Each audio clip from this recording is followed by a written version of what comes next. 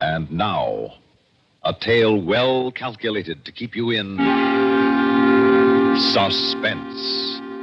In a moment, Act One of Blackbeard's Ace, starring Elaine Rost and John Thomas, and written especially for Suspense by Jack Buttram. This first portion of Suspense is brought to you by the makers of Marlboro cigarettes.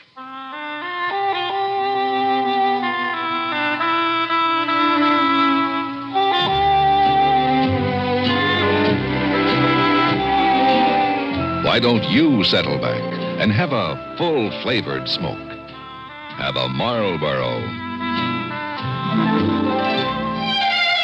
You get a lot to like with a Marlboro, the filter cigarette with the unfiltered taste.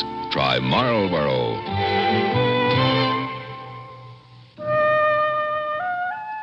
I had never believed in ESP, extrasensory perception. Oh, I had heard of universities conducting tests of this mental phenomenon, but their studies covered only those messages transmitted from one living subject to another. The messages that came to me were transmitted by the dead. Charles, my husband, was worried about my dreams. And after he finished his last book, he suggested a rest for the two of us on the Carolina coast. Margot, you remember Aunt Ida? She lives down on the coast near Charleston. What about her? Well, she's invited us to vacation in a seacoast cabin she has in her hands. Sound good? Oh, well, I don't know, Charles. You think we should? With your writing and all, I just have the feeling. Oh, come on, Margot. She says she can't get a buyer, and the place is just standing idle, so let's go. Well, all right, honey. You remember the last time we went away. I had that awful dream. Now, dearest, the doctor said those dreams were all cured. You're as good as new. Charles, they weren't dreams. They were real. They happened. I know they did. All right. Whatever they were, they're all gone now. And you do need a change. All right, dear. I'll go if you really want me to. That's my girl. Well, we can start packing right away. I'll get my typewriter. Did you get those books from the library? Yes, I put them on your desk. Oh, yes, I see them. What about these? The Lore of Piracy and Rascals of the Spanish Main. Where'd you get these? I don't really know, Charles. I just saw them on the shelf and picked them up. They just seemed interesting. I just sort of felt I wanted to read them. Uh-huh. Well, they might come in handy at that. That section of the coast is full of pirate stories. We'll probably need a handbook to know one pirate from another. I won't need a book. No, Charles. I'll know them. I'm sure I'll know them. Now, how'd you folks happen to buy this place? Well, we're not buying it, Judge. You see, my aunt acquired this place. What do they call it? Teach's Cove? Yes, Teach's Cove. Well, she bought it along with some other property about a year ago. That'd be right after old Hurd died. Old Hurd? Yeah, Hurd Simpson. His fella used to own the cove. Right queer old gent. He lived out here all alone. Yeah, I reckon his land went up for taxes right after the accident. He died in an accident? Well, the official report said accident. Most folks around here got their own ideas. Like what? Well, I saw it myself, and I don't think it was no accident. I usually brought out Hurd's weekly groceries, and when I come out one Saturday morning, he wasn't nowhere about. I sat and waited a spell, but after a while, I got suspecting, so I gets to looking around, and I finds this little trickle coming out from under the door. Looked like somebody dropped a jar of preserves, but it was blood. Oh, no. Well, I busted in the door and found old Hurd dead as a hammer. Terrible cut. Oh. That's right, ma'am. Wasn't no sight for a lady. The sheriff, he come out and marked it down as an accident because the doors and windows were locked from the inside. But how a fella could cut himself from the shoulder clear down to here by falling on something, especially when we couldn't find nothing that big for him to fall on. Oh, Charles. There now, honey, there now. Oh. I'm afraid your little gory tale has frightened my wife. Oh, no, there's no need to be frightened now, ma'am. That was most a year ago. At least it was about this same time last year, time of the full moon and the highest tide. Pirate's moon. Margot. Yeah, that's right, ma'am. Pirate's moon. I reckon they called it that because of the high tide. They could slip over sandbars and get farther up the inlets to bury their treasure or whatever. Margot, how did you know about a pirate's moon? I don't know, Charles. Read it in one of those books, I guess.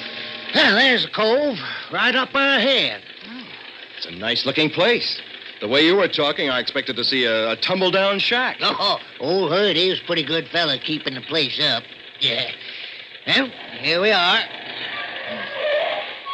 Certainly is deserted country. We didn't see a single soul on the way out here. Well, I guess I better help you get set up, huh? I'll unlock the door if you can start bringing in the bags. Yes, hurry. Get in before dark. I don't know why, but I just knew we must be inside the cabin with the door locked before dark. There was something that would not be quiet, something inside my brain that was trying to speak to me. I had to shut it out of my mind. Well, that ought to do it. Hope you folks are comfortable. Thank you, Jed, for all your help. That's all right, ma'am. Here, I'll pay you and see you off. Goodbye, ma'am. Goodbye, Jed. Thanks again.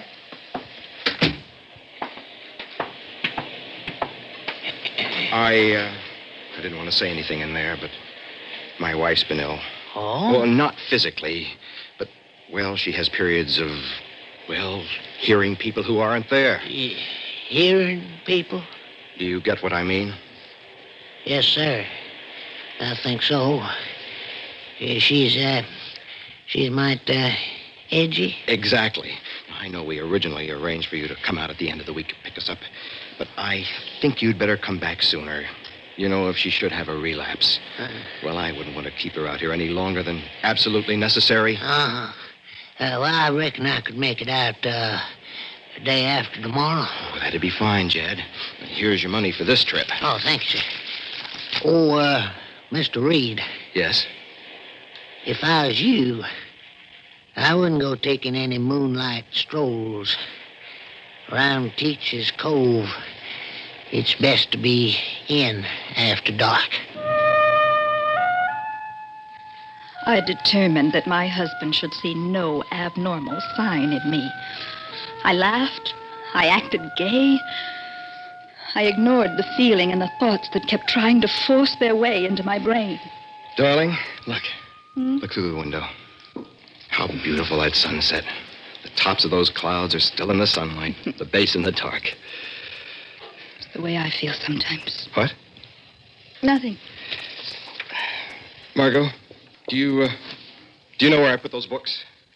What books, dear? You know, the ones you checked out on pirates. I didn't pack them, Charles. I know you didn't, but I put them in myself. Oh, yes. Yes, here they are. But, Charles, Well, I thought I'd look up your friend Teach, since this cover's supposedly named for him. Might even do some treasure hunting myself. Oh. Look at this map. It was drawn a long time ago. Not labeled, of course, but the general shape seems to correspond with our little inlet out there. I'll bet that's it. Yes. It is our inlet. And listen to this, honey. Edward Teach, better known as Blackbeard, was a giant of a man standing well over 6 feet and weighing nearly 300 pounds. He was killed in a furious fight in an inlet on the Carolina coast. The secret of his supposed hidden treasure went with him into oblivion. Doesn't that sound exciting? What was that? What was what? I thought I heard a squeaking. Rhythmic. Like an oarlock. As if someone were rowing. I didn't hear anything, but I'll look. Well, can't see anything now. Must have been your imagination. Oh, let's see, where was I? Oh, yes, right here. His favorite weapon was a cutlass, which could inflict a horrible wound at one blow. There are probably many shallow graves along the coast that attest to Blackbeard's double insurance when concealing treasure. It's interesting, don't you think, dear? I think it's horrible. Can't you just see it? The treasure's buried. The men start to fill up the gap. And before they can, the giant cutlass flashes twice in the moonlight.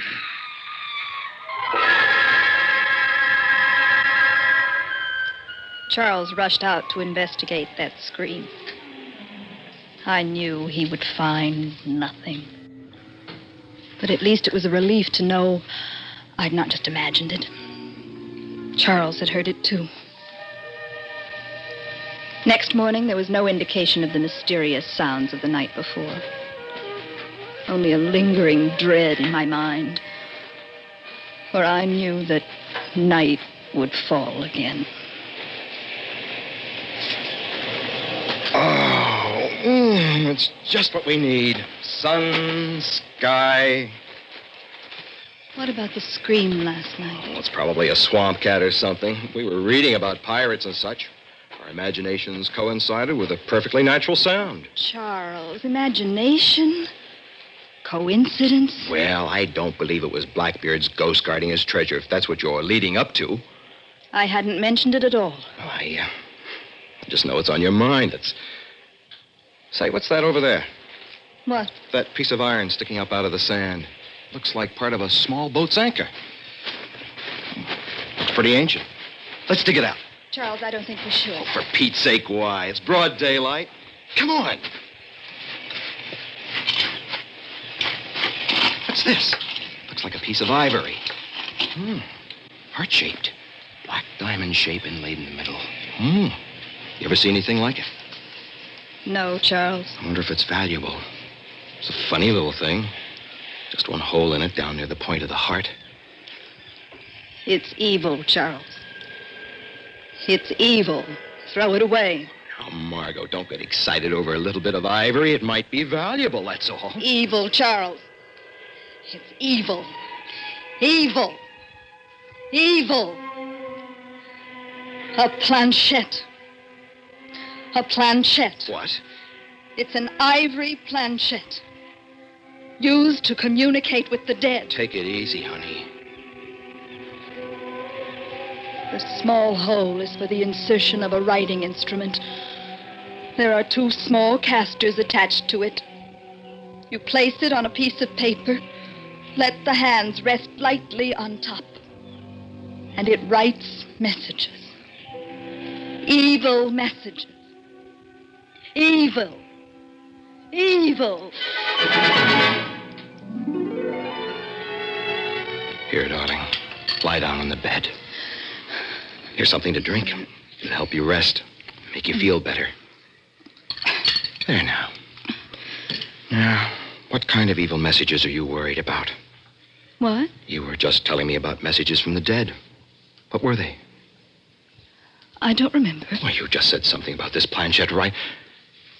You don't remember, do you? No. I really don't know what you're talking about. It's like I blacked out for a moment. Well, let's see if you were right about that thing. I'll look it up in that pirate book of yours. Let's see, glossary. Pirate, type plane. Oh, yes, here. Planchette used in a form of automatism. Especially believed to be used in communication with the dead. You're right, Margot. Absolutely right. Well, by golly, we're going to try. No, Charles. It's evil. I know that, too. It's evil. There, baby. Now you just go to sleep. You get some rest now. Charles. That's my girl. You'll sleep for a few hours. Well, now, maybe the planchette will tell me where Blackbeard's treasure lies. That is, unless his ghost is still guarding it.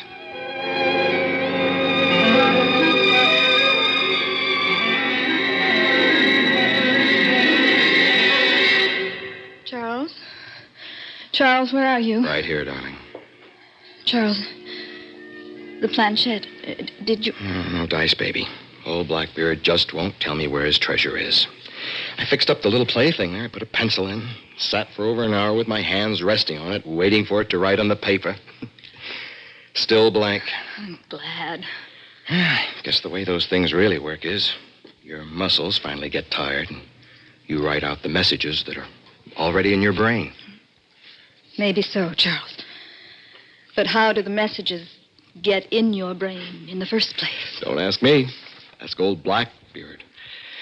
You hungry? No, not very. You've been sleeping all afternoon. It's already dark. Is the moon up yet? It should be full tonight. Why, I hadn't noticed. Why? You said it wasn't quite full last night. Tonight must be the pirate's moon, with the highest tide. Good night for reclaiming buried treasure. Yes, I guess so. I guess I will fix a little something. You had dinner yet? Just a snack. No, let's see. Where did I put that? Where did this come from? A cutlass. Did Charles put this here to scare me? Does he want to drive me out of my mind? I won't make a scene. I'll just ignore it like it wasn't even there. I won't even mention it. Charles? Did you hear it? What, dear? That sound again. Like the rowing we heard last night. Just before the scream. No, Margot. You're really letting this thing get too big a hold on you. You didn't hear it? I didn't hear a thing. I won't then either. I won't imagine I heard anything. He's trying again. Trying to make me think thoughts that don't belong to me. Telling me I'm hearing things. Oh, Charles. Charles. Well, I think I'll turn in early tonight. Oh, boy. City boys like me get tired pretty quick in the outdoors. Yes, it's a good idea, Charles. You need some rest. Yes. You need a rest. After tramping around this afternoon while I was asleep, finding that cutlass, putting it in here to make me think I'm going crazy. Yes. Yes, you sleep. Where is that planchette? Oh, yes, here. Put in the pencil. Now, on the paper.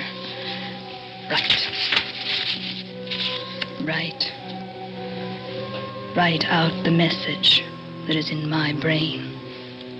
Reveal it to me. Write. There, it's moving. It's writing. K-I-L. Kill?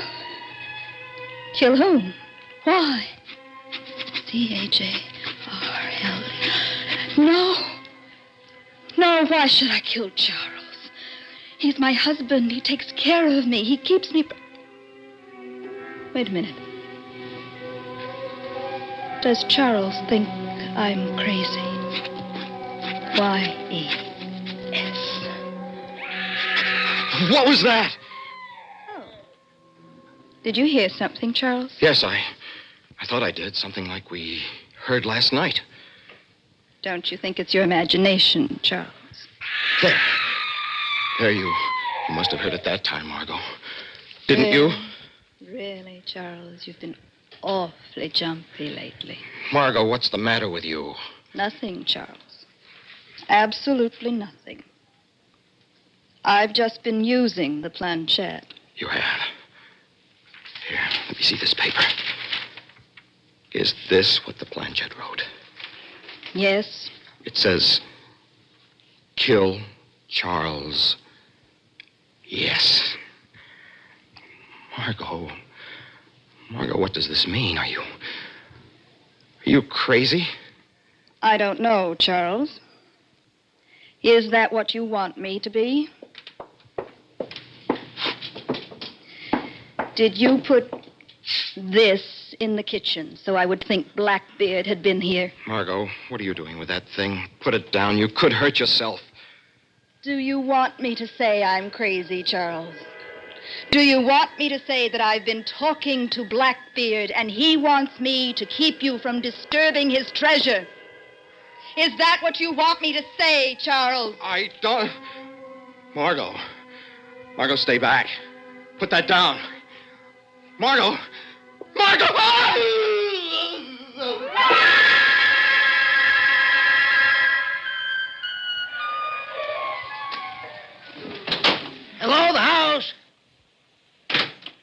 That's funny.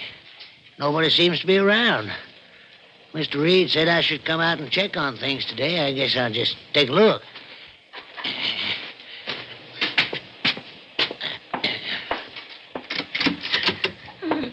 Oh, Lord, look at that.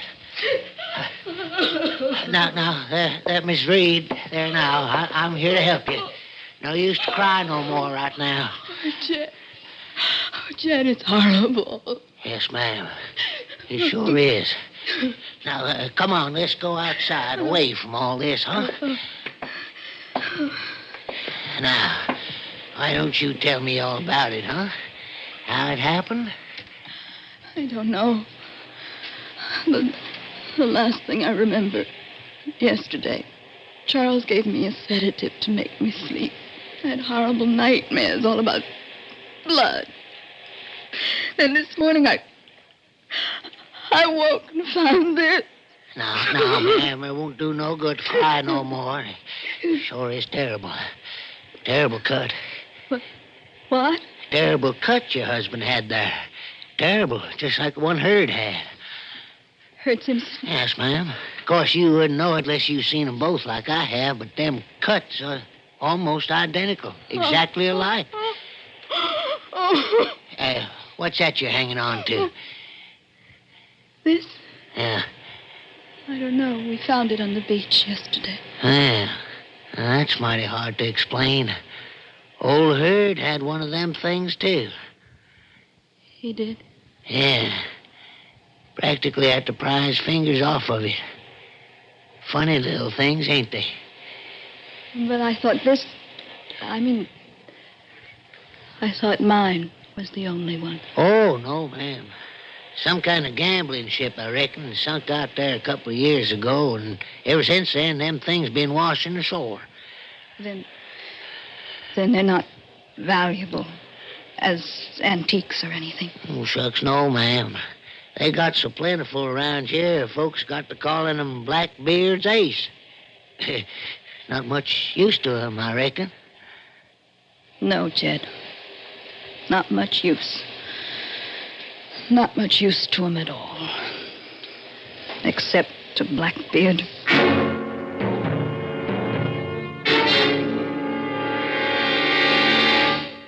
Suspense. You've been listening to Blackbeard's Ace, starring Elaine Rost and John Thomas, with Bob Dryden as Jed and written especially for Suspense by Jack Buttram. Suspense is produced and directed by Bruno Zerato Jr., music supervision by Ethel Huber, sound patterns by Joe Cabibbo. Listen again next week when we return with The Second Door, written by Robert Reddick, another tale well calculated to keep you in suspense. Betty Furness talks about the Seattle World's Fair tomorrow on the CBS Radio Network.